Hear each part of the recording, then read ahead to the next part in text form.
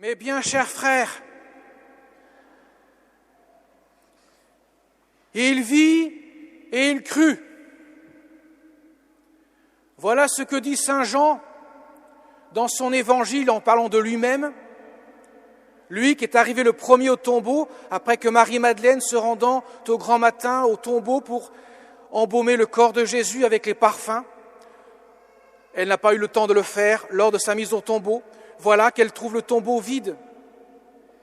Elle avertit Pierre et les disciples du Seigneur. Pierre et saint Jean partent, courent. Saint Jean arrive le premier au tombeau. Il laisse la préséance à Pierre. Pierre entre dans le tombeau et lui, il constate les faits. Il voit un tombeau vide. Il analyse les choses. Il voit les linges, non pas posés, mais roulés à part, à leur place. Un suaire qui avait entouré de Jésus à poser à part. Autrement dit, il fait un constat, il fait une analyse. Et il s'arrête là. Saint Jean entre en second dans le tombeau. Il vit. Il vit quoi? Le tombeau vide. Et il crut. Autrement dit, dans son cœur, le tombeau vide l'amène à croire que l'homme qui était dedans, le crucifié, Jésus de Nazareth, n'est plus mort, il est vivant. Et il n'est pas retourné à la vie, il est ressuscité. C'est bien plus que retourner à la vie. Et justement, il dit, les disciples n'avaient pas compris jusque-là que selon l'Écriture, il fallait que Jésus ressuscite d'entre les morts. La résurrection, ce n'est pas un simple retour à la vie comme Lazare, comme le fils de la veuve de Naïm, comme la fille de Jaïr, les 3 personnes que Jésus va faire revenir à la vie, mais qui vont mourir une seconde fois, qui auront un corps comme ils avaient avant, sujet à la souffrance et à la mort. Quant à Jésus ressuscité, son corps est glorieux. Il ne peut plus connaître la mort.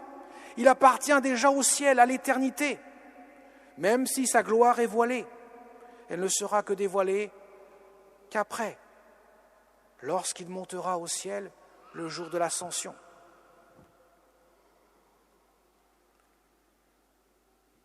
Ainsi Jésus est victorieux de la mort.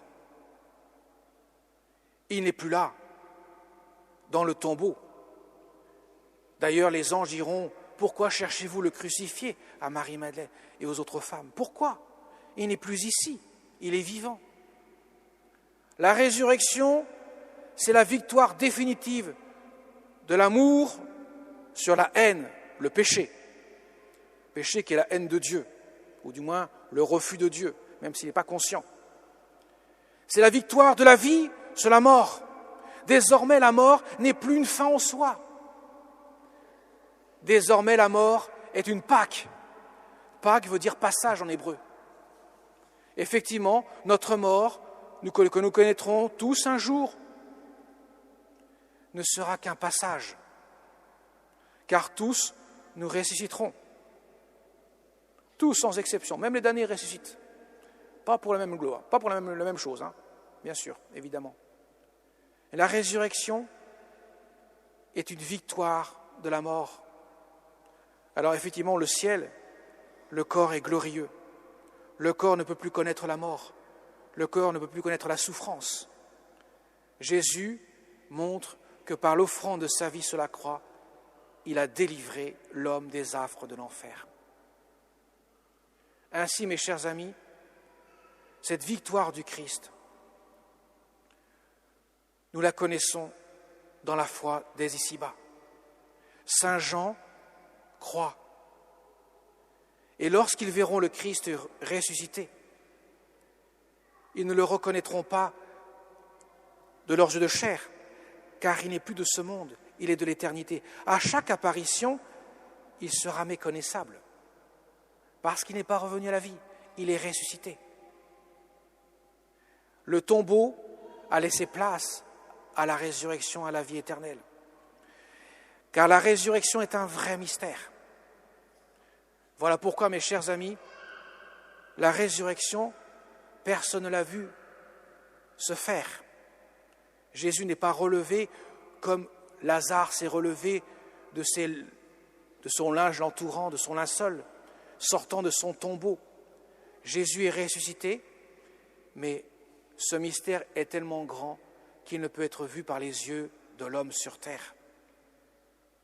D'ailleurs, le linceul, après l'analyse qu'en feront les scientifiques, montreront que c'est comme si Jésus était sorti des linges sans ouvrir les linges. C'est comme un négatif de photo, c'est un vrai mystère.